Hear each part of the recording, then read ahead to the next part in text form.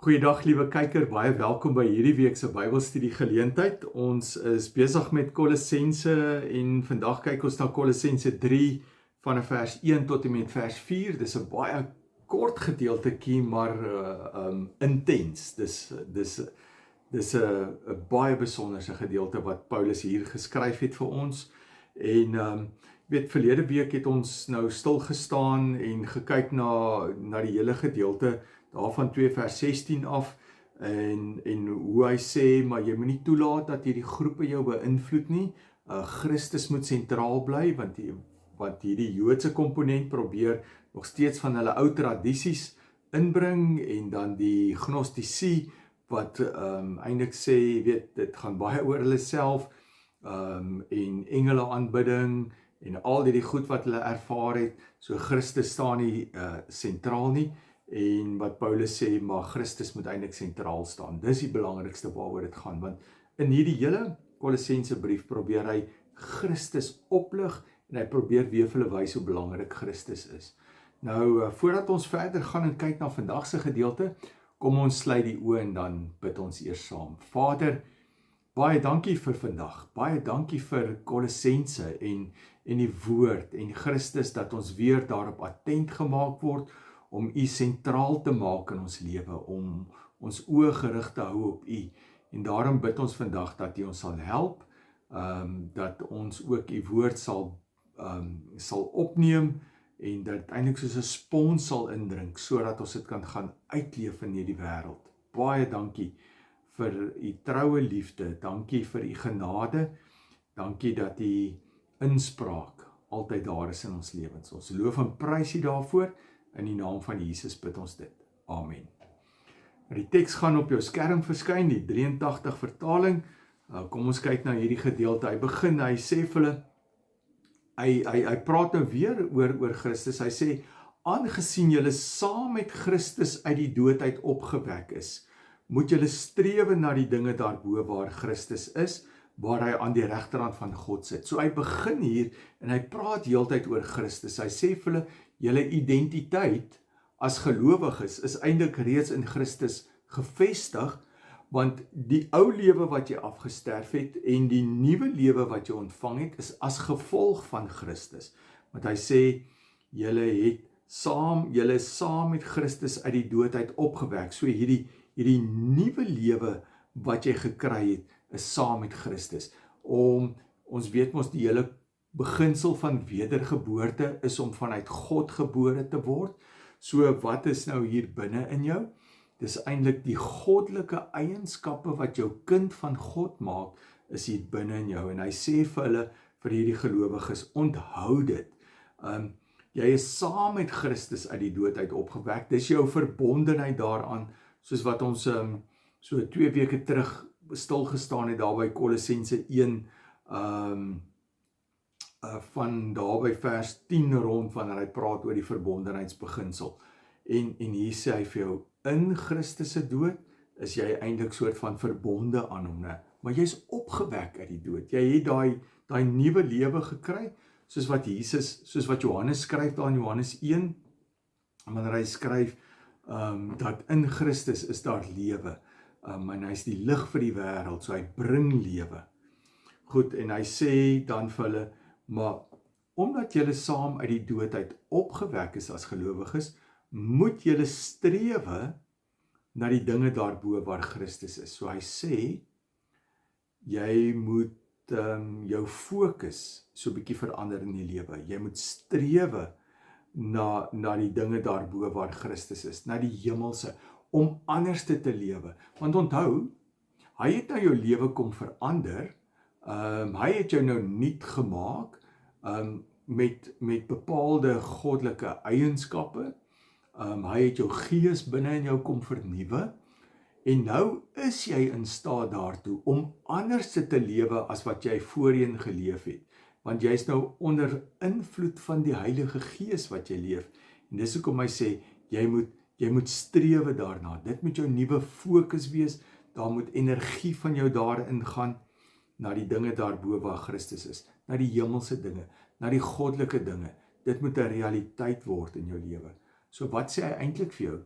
Hy sê, die nuwe lewe wat jy gekry het, en volgende week gaan ons daarna kyk, die nuwe lewe wat jy gekry het, moet nou prakties sigbaar word in jou lewe. En dit is om te strewe na die dinge, dat die identiteit, die nuwe identiteit wat ek nou het in Christus, moet nou net sigbaar word. En dan gaan hy aan en hy sê, ja, waar hy aan die regterhand van God sit, ne? Hy het dit wat hy kom doen het hy klaar gedoen op aarde, hy het die oorwinning kom behaal, en hy sit aan die regterhand, hy staan nie, hy sit, so, dis 'n stuk voltooide werk wat afgehandel is, so hy sit daar aan die regterhand van die Vader, is 'n bepaalde magsposisie wat hy het. En dan gaan hy aan, dan sê hy vir ons, rig julle gedagtes op die dinge wat daarbo is, né? Soos wat hy gesê het, strewe na die dinge daarbo, nou sê hy, rig jou gedagtes, jou denke. Paulus skryf in Romeine 12, vers 1 en 2, dan sê hy, laat God jou verander deur jou denke te vernuwe. Nou sê hy, rig jou gedagtes op die dinge wat daarbo is, nie op die dinge wat op die aarde is nie, want onthou, jou lewe is verander, so jy moet toelaat dat die goddelike wat in jou ingekom het, jou anderste, jou nuwe lewe wat jy ontvang het, jy moet vanuit dit, moet jy groei. En hy sê eintlik in die oorspronklik, in die Engels sê dit vir my so mooi, hy sê, en ons het al in een van die vorige reekse daaroor gepraat, wat hy sê, maar ek en jy moet the mind of Christ hê. Ek en jy moet dink soos wat Christus dink. Christus se denke moet my denke hier op aarde word. En dis hoekom ek moet op hom gefokus bly. Ek moet my gedagtes op hom rig. Ek moet daarna strewe, sodat die hemelse 'n realiteit word in praktyk in my lewe. So hy sê, rig jou gedagtes op die dinge daarbo. Dink daaraan. Vra vir inspraak van die Heilige Gees. Nie die dinge van die aarde nie, want dit kom nie van God af nie. Want hy sê, hoekom?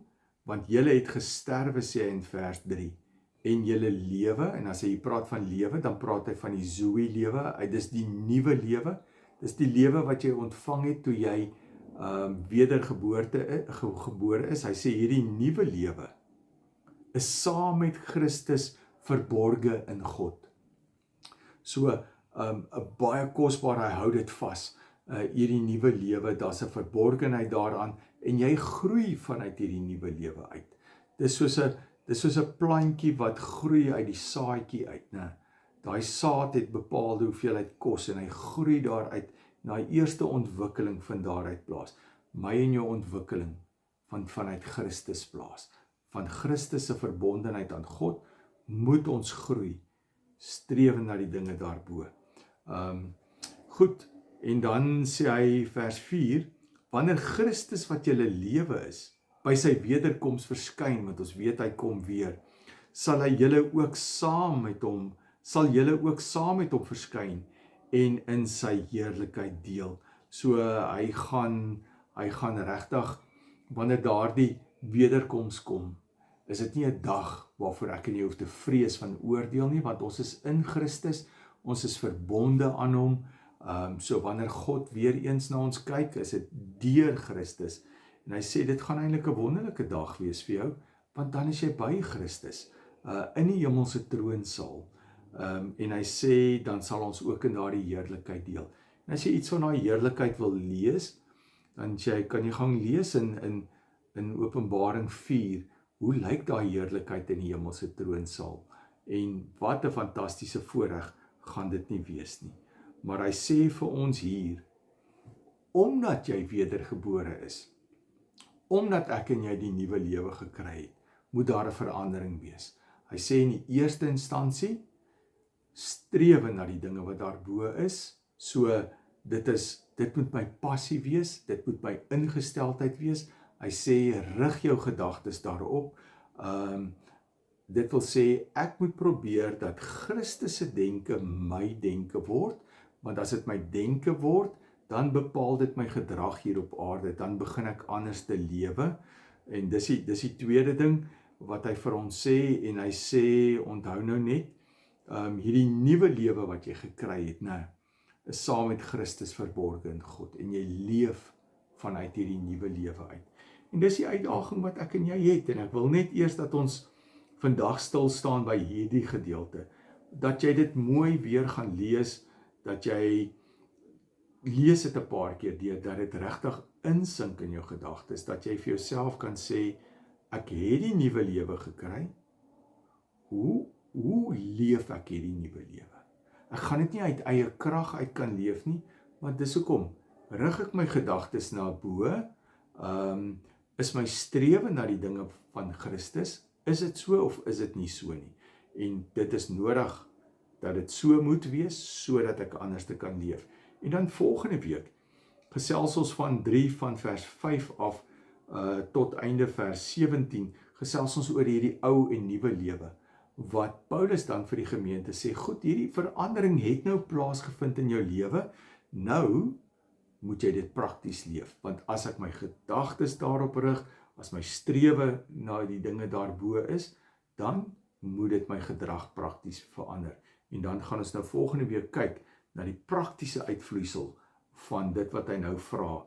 So ek daag jou uit om hierdie week regtig daaraan te dink, om jou gedagtes op Christus te rig, om tyd te maak om stil te word, op jou eie, stil te word, en toe te laat dat die Here inspraak het in jou lewe. Hy het inspraak in jou lewe deur die Heilige Gees. Net toe te laat, sê net vir hom, hier is ek, praat met my. Nie jy heeltyd praat nie, maar sit net rustig, dat hy praat, dat hy inspraak het in jou lewe. En dit is lewensveranderend, en ons het al daaroor gepraat ook. So, baie seën vir jou week, gaan pas dit toe, gaan probeer om hierdie toe te pas, en kyk ook na die Bybelstudie gedeelte hierna, wat jou gaan help, sodat jy hierdie nog meer kan toepas. Maar voordat ons mekaar groet, kom ons sluit die oë en dan bid ons saam. Vader, baie dankie dat ons lewe nuut gemaak is. Dankie dat U vir ons die Zoe lewe kom gee het, die lewe in Christus. En dankie dat U ons ook help om ons gedagtes en ons gedagtes na bo te rig, om te strewe na die dinge daarbo, en ons bid vir hierdie week en die pad vorentoe dat U ons daarmee sal help. Kom leer ons, Here, hoe om dit te doen. Ek wil net my gedagtes op U gerig hou, sodat dit my gedrag hier op aarde verander.